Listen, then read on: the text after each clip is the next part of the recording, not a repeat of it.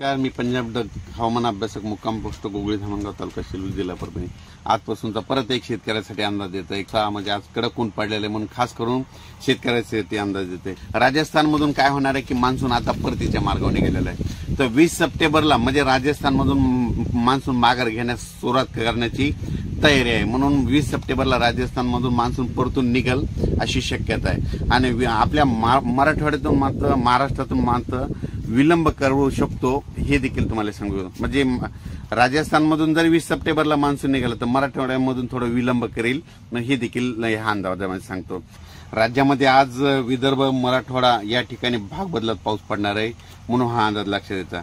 आज दुपारनंतर म्हणजे 3:30च्या नंतर विदर्भात तसेच हिंगोली, नांदेड, परभणी, लातूर, बीड, नगर, जालना, संभाजीनगर, नाशिक, जळगाव, बुलढाणा, अकोला, अमरावती, नागपूर, भंडारा, गोंदिया, चंद्रपूर, यवतमाळ, वाशिम म्हणजे आज म्हणजे 5 आणि 6 तारखेपर्यंत आज आणि उद्याचे दिवस या जिल्ह्यामध्ये भाग बदलत पाऊस पडणार आहे, जोराचा पडणार आहे म्हणून हा अंदाज लक्षात घ्यायचा. रात्रीच्याला विजेचा कडकडाचा येणार आहे म्हणून हा अंदाज लक्षात घ्यायचा. पण सर्व शेतकऱ्यांना सांगू इच्छितो की म्हणजे आता श्रीचं आगमन होणार आहे. म्हणजे श्रीचं आगमन परवाला होणार आहे. तर श्रीचे आगमन ज्या वर्षी पोळ्याला जास्त पाऊस पडला की श्रीच्या आगमनाला काही भागात पाऊस कमी पडतो.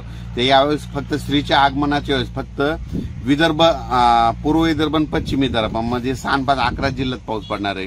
म्हणजे तो सांगायचं झालं तर अमरावती, वर्धा, नागपूर, भंडारा, गोंदिया, चंद्रपूर, बुलढाणा या भागापर्यंत मध्ये विदर्भ मराठवाड्यामध्ये विदर्भ आणि पश्चिम विदर्भामध्ये ह्या 2 भागामध्ये पाऊस पडणार आहे म्हणून हा अंदाज लक्षात येतो. म्हणजे 10, 11, 12 तारखेपर्यंत पूर्व विदर्भ आणि पश्चिम विदर्भात पाऊस पडणार आहे. म्हणून त्या शेतकऱ्यांनी ज्यांचं उडीद आसन काढायला 3:30च्या नंतर थोडं ऊन पडणार, 3:30 पर्यंत ऊन राहणार आणि त्या टायमिंग मध्ये तुम्ही तुमचं पीक काढून घ्या. अचानक वातावरणात बदल झाला तर परत एक मेसेज दिला जाईल, लगेच उद्या त्याला एक ताबडतोब मेसेज दिला जाईल. धन्यवाद.